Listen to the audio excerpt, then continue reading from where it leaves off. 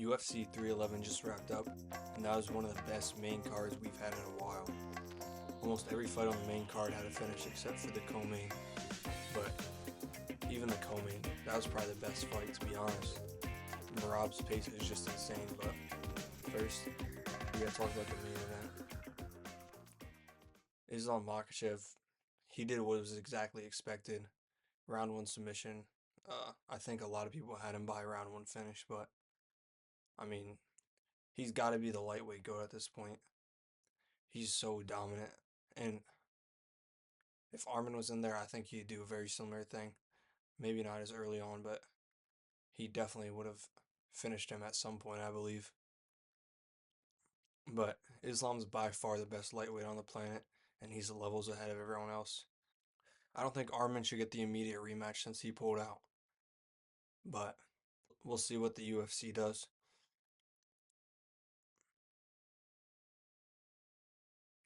But overall, like I said, this is just a Makhachev's showcase. Really puts into perspective how good he is. And he might be, he's definitely the greatest lightweight, and he might even be top 5 of all time. Merab and Umar, this fight was crazy. The pace in this fight was the craziest pace I've ever seen. Merab just cranked it up in the third, fourth, and fifth. You could see Umar getting tired as the fight went on. His hands are dropping. He was moving slower. Merab was flying that whole fight. He did not take his foot off the gas. He moves the same in round 5 as he was moving in round 1. He now has the most takedowns landed in UFC history. He is going to be hard to beat. Umar was the only person that could have done it, and even he came up short. He did well in the first and second, just with his striking. Even got Merab down once in the first, within the first 2 rounds. And I thought Merab might have been in trouble, but you saw how he was reacting. He was talking to the audience while he was down. It's unbelievable how good he is. I don't know how he has the cardio he does, but he either has a third lung or he's on EPO, because there's no other explanation. As far as the fight goes, I think Sean had a better fight against Merab than Umar did, or he had him hurt more at one point. Umar landed a few good shots. Umar is the better technical fighter. We all know that. But at a certain point, the pace just takes over. Once it got to the later rounds, it was all Merab. It was one of the most satisfying victories I've ever seen. Just watch him slowly take Umar's soul. And then Umar had the goal to say he got robbed. That was not a robbery. He might think the 5th round could have been close, but it was Merab all day. It was just his show tonight. I'm not really sure where Umar goes from here. Maybe he fights Piotr Jan, or, or he fights Sean O'Malley. I say he fights one of the two, and then either Sean O'Malley or Peter Yan fight for the title next. But Merab looks unstoppable. This fight was another banger. Jamal and Yuri were throwing hands. The first round when Jamal got dropped, I thought it was over, but he recovered very well and he got up and managed to make it to the second round. In the second round, there wasn't anything crazy, but they were just exchanging blows. But the third round, Yuri just cranked it up. He sent Jamal flying through the canvas. I think it was a right hook. He sent his jelly rolls jiggling all the way down. It was insane. Yuri definitely had the will to win tonight. I think he definitely wanted it more. I don't know what was up with Jamal's knee sleeves. They kind of look corny. His drip was shitty, but that's besides the point. It was Yuri's day all day. I don't think he even dropped around. He just looked phenomenal. Seeing that woman there with cancer that he shaved his head for after he won, that was very wholesome. I mean, Yuri's one of the best guys in the sport. He has such a great heart. You can never be upset if Yuri wins. You can't give him Alex. I think you got to give him the loser of Pereira and Ankalaev, which I think would be Ankalaev. And then if he beats Ank, then he can fight Pereira if Pereira's not fighting for the heavyweight title. As far as Jamal goes, I think Jamal should fight the winner of Blachowicz and Alberg, which is coming up on the London card. He was very chinny tonight, but hopefully his chin's recovered by the time he fights, because that's 2 in a row now he's been knocked out. So I'd rather see him face Alberg, to be honest. At the end of the day, this fight was a banger. These two always bring it to fight. I don't even know if they know what a takedown is. I don't know what it is with the light heavyweights not wanting to shoot. Yeah, it's entertaining, but when they fight someone like Alex, it doesn't even make it competitive. I don't think Yuri's ever gonna beat Alex. Jamal sure as hell won't beat Alex, and the only person that can beat Alex at this point is Magomed. But even then, I think Alex is still gonna knock him out. Magomed's wrestling is very overrated. He's more so of a striker if you actually look at his fights. This fight had some amazing grappling exchanges. Sergey got an early takedown, but Almeida was able to get, I believe he had like a butterfly guard. He was able to send Sergey flying off of him, and then you're standing back up. Almeida landed a three-piece in a soda.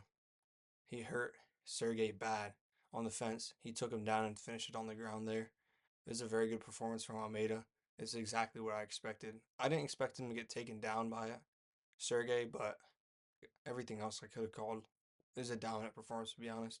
I mean, you could just look at their physiques and tell one guy takes his diet and training a little more seriously than the other. But Sergey didn't do horrible. He did better than I thought with that takedown. But overall, it was Almeida's night. Next, we got Holland versus Ritter. I mean, at this point, Holland's just a 50-50 journeyman. Fuck. At this point, Holland's just a 50-50 journeyman. I mean, he's never gonna be highly ranked or top contender, ever be champ. He's just like a gatekeeper at this point. But De could be a problem for the middleweight division. I think De should fight Robert Whitaker, right? Whitaker's coming off another loss to Chimaev. I think that would actually be a very good fight. A very good stylistic matchup. See how his grappling adds up compared to the rest of the middleweight division. But I'd say him and Whitaker should go at it. As far as Holland goes, I just I just think you got to give him a striker at welterweight or middleweight. Just a fun fight at this point. He doesn't have any championship aspirations. Also, I think Almeida should fight Gon. Perfect call out. But yeah, next. Talbot got absolutely fraud checked. This fight was embarrassing for Talbot. When it did get on the feet, Talbot did very good, and he had a moment where he had some control over Barcelos, but he got 30-26 by a 39-year-old. 39, 36? I don't know. Either way, Barcelos is quite a bit older. I think this is a big learning moment for Talbot, and he needed this because now he knows he really needs to work on his grappling. Because in the Cameron Simon fight, he was able to defend all those takedowns pretty easily. But Barcelos definitely taught him a lesson here. I think Talbot has some of the best stand up, but he stands so straight up, it's so easy for Barcelos to get the takedowns on him. But this was definitely a fraud check in my book. If you're getting 30-26 by an old guy that you're favored by like minus 600 to beat, that's the textbook definition of a fraud check. I think Talbot should fight Sopai, who just beat Ricky Tercios. I think those two should fight. That'd be a very good fight, I believe. Uh, I'm not gonna lie. I didn't see this fight. I was in the bathroom, so I came in when he was getting up off the ground, and it looked pretty brutal. But it seems like this guy just took him down, ground and pounded, from what I could gather. But good on him. Congrats. Uh, Grant Dawson. That was a boring fight, but I thought he was a lock to win. He came out with like three spinning moves in a row, but then he eventually started shooting, and he was just holding Diego down the whole time. Not much to note about this fight, other than it was dominant by Grant Dawson. He called out Benil Dariush. I don't think that fight's ready to be made yet. I think Grant Dawson should fight Benoit Saint Denis. That would be a very good fight. I don't believe Grant Dawson's ranked, and BSD's got to be on the bottom end of the rankings, if not unranked. But Grant Dawson versus BSD would be the fight to make. Um, I was on my phone for this one.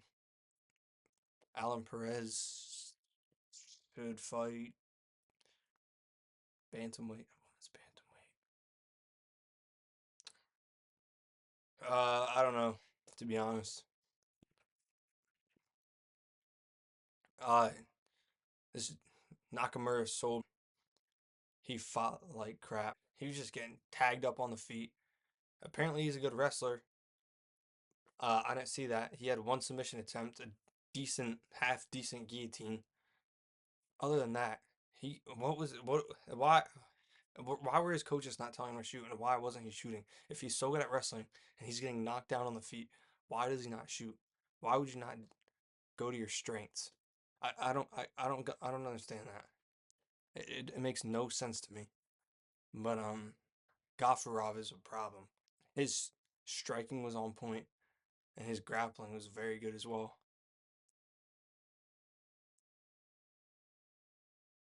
Honestly, I think he's ready for a ranked opponent. I'd say give him someone like Marcus McGee.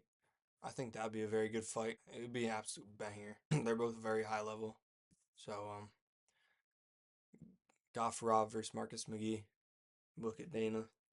Ricky Tercios versus Bernardo Sopaj. Um, this was a very entertaining fight. These dudes were swinging for it. Um, Sopaj, he looked pretty good. Obviously, scored a knockdown, and he got a few takedowns. I don't think Tercios is UFC level, to be honest. So he might be getting cut from here. I think he's on a 2 fight loss streak.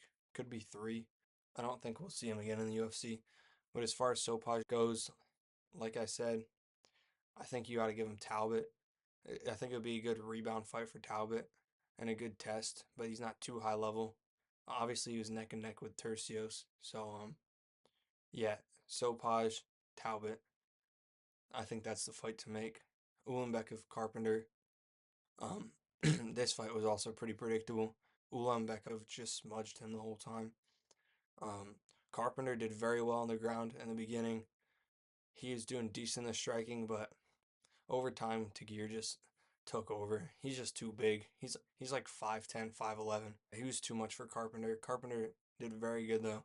He had a he was going for triangles a lot. Didn't find much success. I think his best bet would have just been to keep it standing. He landed some good shots, but overall, pretty good fight for Ulanbekov. He's a flyweight. Could be another contender. I'd say since that division is so shallow, I'd say give him Amir Albazi. I think that would be a good fight. If he wins that, maybe win one more fight and he fights for the title, and we have a new contender finally in flyweight, and it's not going to be a rematch. But that was my 311 recap. Overall, the main card was very good, but the prelims were very weak. I think we saw like one, two, three, four, five. We saw 5 decisions in a row on the main card. So, or on the prelims, excuse me. But overall, very, very good main card, and I think it's a great start to the year for the UFC. I like to see what Marab continues to do, and that's all. Thanks for watching, and I'll see you soon.